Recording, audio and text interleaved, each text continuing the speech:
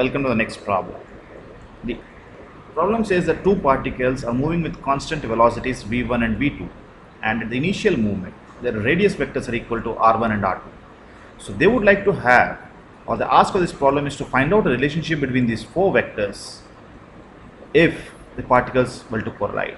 Okay, so drawing the graphical representation of this particular problem would be an easier approach to solve this problem rather than doing it mathematically. So that would be the y-axis, pardon me for the lack of straight line, and this is the x-axis. So in this case, if I were to identify two bodies, so this is body 1 and this is body 2.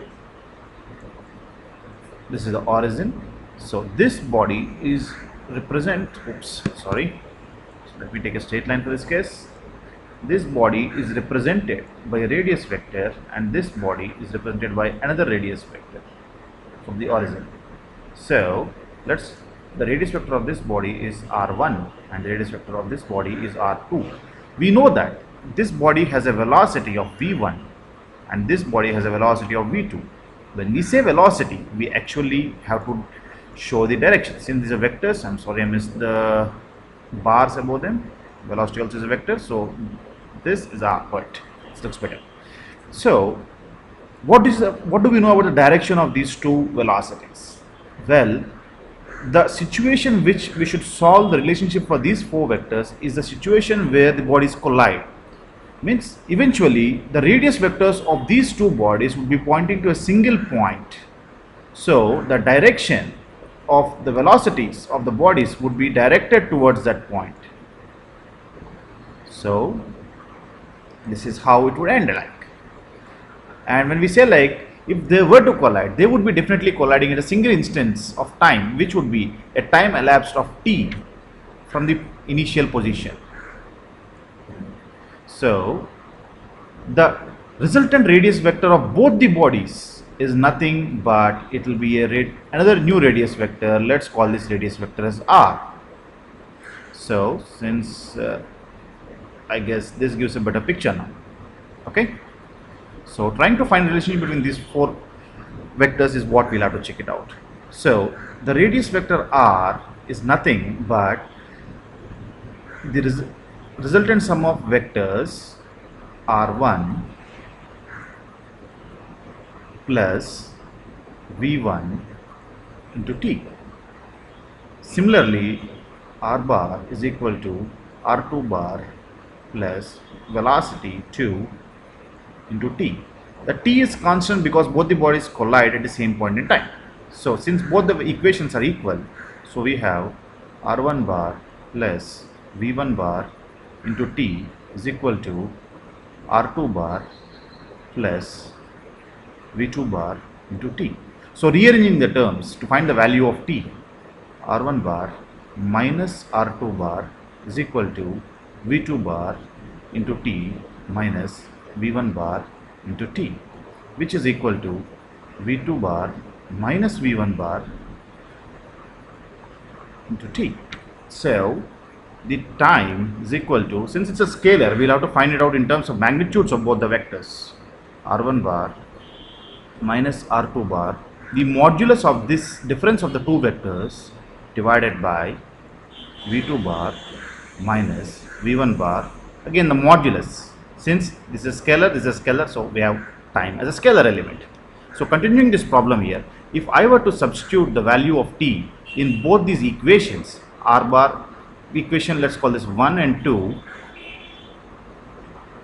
I would get, substituting in value of equation 1, we get r bar is equal to r1 bar plus v1 bar into modulus of r1 bar minus r2 bar by v2 bar minus v1 bar, the modulus again, and all of it enclosed in a bracket. Similarly, we get r bar is equal to r2 bar plus v2 bar into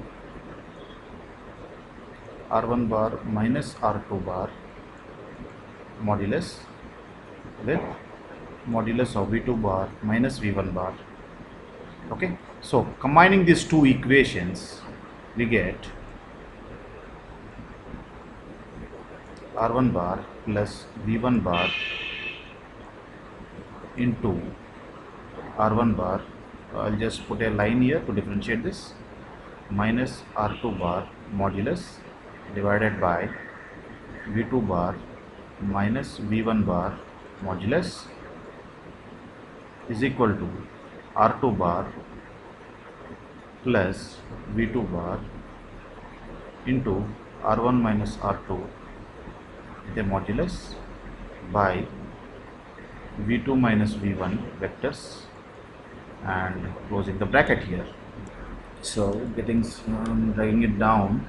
So by solving this particular equation, what we get is rearranging the terms, R1 minus R2 bar is equal to V2 bar minus V1 bar. You will have to work it out on yourself as to how I arrived at this step, into R1 bar minus R2 bar, the modulus of this term, divided by V2 bar minus V1 bar, and the modulus of this term.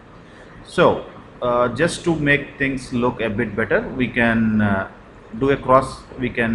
bring this to the denominator of this particular term to become R1 bar minus R2 bar by